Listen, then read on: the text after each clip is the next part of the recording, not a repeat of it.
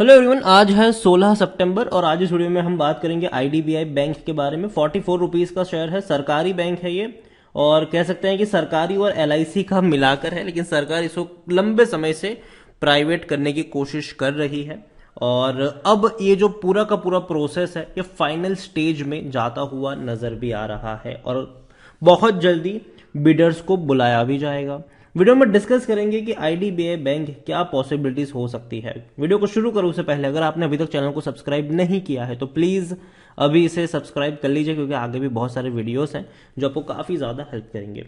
तो आज हालांकि बाजार में भयंकर गिरावट थी, तो ये टूटना भी लाजमी ही था। और जो गिरावट की वजह भी है, जो मैंने आपको अभी एक्सप्लेन भी किया इससे आगे के वीडियो में, कि जाहिर सी बात है भैया, इंटरेस्ट रेट बढ़ने वाले हैं तो कहीं ना कहीं मार्केट में थोड़ा सा पैनिक देखने को मिलेगा, थोड़ी सी गिरावट देखने को मिलेगी। ये हमें पहले भी देखने को मिला था, अभी भी देखने को मिल रही है, शायद एक दो दिन और देखने को मिलेगी आने वाले मतलब अगले हफ्ते शायद। लेकिन रिकवरी जो है वो भी लौटेगी, लॉन्ग टर्म में रिकवरी जो है वो भी आएगी। लेकिन आईडीबीआई का जो केस है वो पूरा अलग केस है। ये सब कुछ डिपेंड करेगा इनके प्राइवेटाइजेशन होने के इवेंट के ऊपर।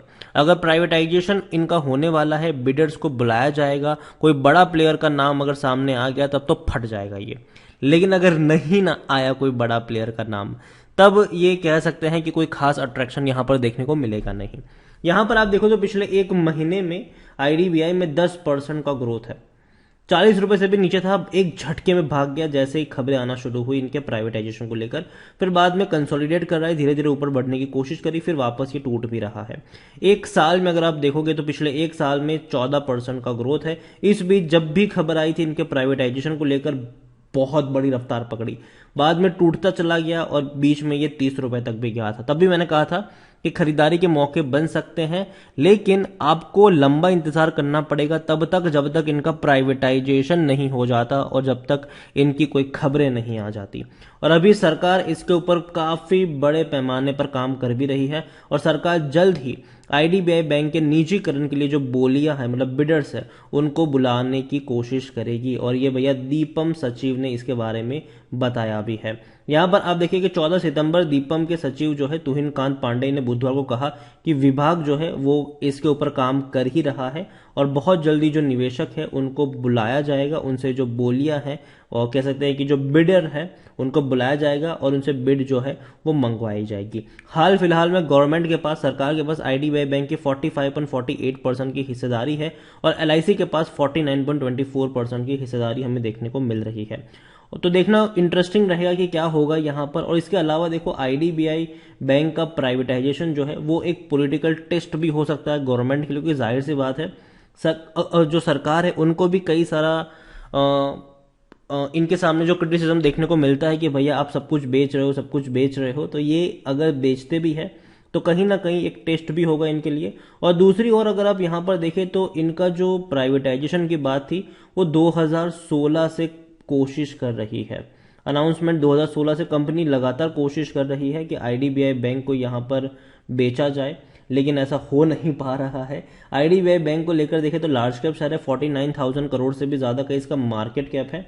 और वॉल्यूम्स अगर आज देखें तो बड़ी क्वांटिटी में शेयर ट्रेड हुए हैं और वो जो ट्रेड वॉल्यूम है वो 1 करोड़ का देखने को मिला है, उससे भी ज्यादा का देखने को मिला है। बैंक का परफॉर्मेंस अच्छा है, 700-750 करोड़ का इनका प्रॉफिट हमें देखने को मिला है जून में। और इंटरेस्ट अर्निंग भी 4,000 से 5,000 करोड़ के आसपास है। अच्छा इंटरेस्ट अर्निंग भी है, अच्छा प्रॉफिट भी देखने को मिल रहा है। और यहाँ पर प्रमोटर के पास 94.71% की होल्डिंग है। यहाँ पर समझना होगा कि प्रमोटर कौन है, तो एलआईसी भी है और गवर्नमेंट भी है यहाँ पर। और गवर्नमेंट अपनी सारी की सारी होल्डिंग को यहाँ पर बेचने की कोशिश करेगी। और कौन नया यहाँ पर इन्वेस्टर्स आएगा ये देखना काफी इंटरेस्टिंग होगा। आईडीबीआई बैंक को लेकर अगर आप देखोगे तो यहां पर सिर्फ 8% लोग ही है जो बेचने की बात करें, वरना हर कोई कह रहा है खरीदो, खरीदारी करी है तो बने रहो। यहां पर लगातार इनके रेवेन्यू कम होते जा रहे थे, लगातार रेवेन्यू कम हो रहे हैं इनके। एक सबसे बड़ा नेगेटिव पॉइंट है कि 23,000 करोड़ का रेवेन्यू 22,000 पे आया, फिर 20 पे आया, फिर 19 पे आया, फिर 18 पर आया, तो कम हो रहे हैं। प्रॉफिट भी अगर आप देखोगे तो लगातार लॉस में था 3 साल, लेकिन अब धीरे धीरे प्रॉफिट बढ़ रहे हैं। और ये धीरे धीरे अगर बढ़ते रहेंगे तो ये बहुत अच्छी बात होगी, लेकिन साथ ही साथ इनके रेवेन्यू का भी बढ़ना जरूरी है। रेवेन्यू का भी बढ़ना जरूरी है। आईडीबीआई बैंक खरीदारी करने का सही मौका है, कोई शायद ओवरबोट जोन में नहीं, कोई भी रेड फ्लैग नजर नहीं आ रहा है। 19 का पी है, सेक्टर पी 21 का है, सस्ता है लेकिन उतना भी सस्ता नहीं जो आप समझ रहे हो यहाँ पर। देखो आने वाले दौर में मैं मानता हूं कि जिस तरीके से इंटरेस्ट रेट बढ़ने की खबरें आई है, बैंकिंग सेक्टर के ऊपर असर पड़ेगा, ऑटोमोबाइल सेक्टर के ऊपर असर पड़ेगा, यूएस बाजारों में हालत खराब है तो आईटी सेक्टर के ऊपर भी असर पड़ेगा। बस एक दो सेक्टर है जिन पे उतना बड़ा असर नहीं पड़ेगा, उनमें से एक सबसे बड़ा सेक्टर होगा जिस पर असर नहीं पड़ेगा, वो होगा एफएमसीजी। जब भी बाजार टूटता है, जब भी ऐसा कुछ होता है, जब भी चीजें महंगी होने लगती है, एफएमसीजी पर ज्यादा फर्क नहीं पड़ता है, क्योंकि भैया वो हमारे रोजमर्रा की चीजें हैं। आदमी वहां पर कटौती नहीं करता है, आदमी लग्जूरियस चीजों को नहीं खरीदता है, वहां पर अपनी कटौती करता है, तो वहां पर इंपैक्ट पड़ता है, ना कि एफएमसीजी वाले पर उतना बड़ा इंपैक्ट नहीं पड़ता है। तो आने वाले दौर में बैंकिंग सेक्टर पर असर पड़ेगा, क्योंकि जब लोन ही महंगी हो जाएगी तो कहीं ना कहीं लोन लेने वाले लोग थोड़े से कम हो जाएंगे, हालांकि उतने कम नहीं होंगे, लेकिन हाँ थोड़ा सा इम्पैक्ट जरूर पड़ता है उसका। ऑटोमोबाइल पर पड़ेगा क्योंकि जाहिर सी बात है कहीं ना कहीं लोग लग्जूरियस कार, क्योंकि कार लोन ही महंगी हो जाएगी तो डेफिनेटली इम्पैक्ट पड़ेगा।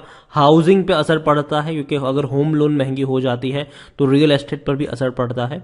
तो और भी कई सारे सेक्टर है जो आने वाले दौर में आपको अच्छे और सस्ते देखने को मिल सकते हैं और वहां पर खरीदारी के मौके बनेंगे।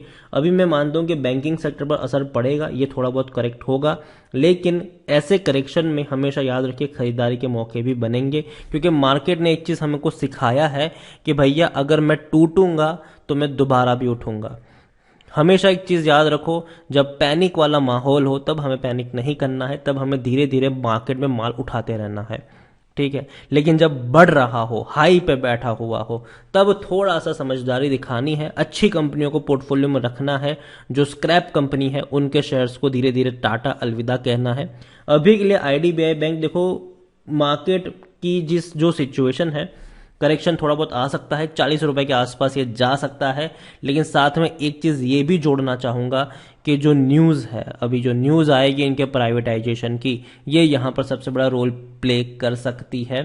तो अगेन 40 के आसपास जाएगा, खरीदारी के मौके बनेंगे, लेकिन सब कुछ डिपेंड करेगा इस प्राइवेटाइजेशन की पूरी प्रोसेस के ऊपर। अगर कोई बड़ा प्लेयर आता है फट जाएगा, बड़ी तेजी आएगी, लेकिन अगर नहीं आता है तो उसको एक नेगेटिव के तौर पर लिया जाएगा कि भैया कोई इसको खरीदने में इंटरेस्टेड नहीं है, ऐसे भी इसको पोर्ट्रे हम कर सकते हैं।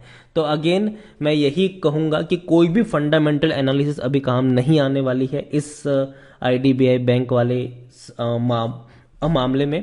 तो यहां पर आपका पूरा तुक्के के तौर पर ही काम करेगा सब कुछ कि कौन इसको खरीदेगा, सरकार किसको बेचेगी, क्या डेवलपमेंट होगा। तो यहां पर अगर आपको लगता है कि कोई बड़ा प्लेयर आके यहां पर अक्वायर करेगा, मतलब बड़ी क्वांटिटी खरीदेगा, तो आप 40 के आसपास अगर शेयर हो वहां पर आप बाई करके चल सकते हो। लेकिन अगर आपको लगता है कि नहीं भैया कोई बड़ा प्लेयर नहीं आने वाला है, तो अगेन थोड़ी सी दूरी बना के रखिएगा, थोड़ा सा और करेक्शन का वेट करिएगा। बाकी मर्जी आपकी है। वीडियो को यहीं पे एंड करूंगा। पसंद आया हो तो लाइक कर, शेयर कर, चैनल वगैरह पहली बार है तो प्लीज सब्सक्राइब करें, और आईडीबीआई बैंक के बारे में क्या सोचते हैं वो भी आप मुझे कमेंट में लिखकर बता सकते हैं। Thank you.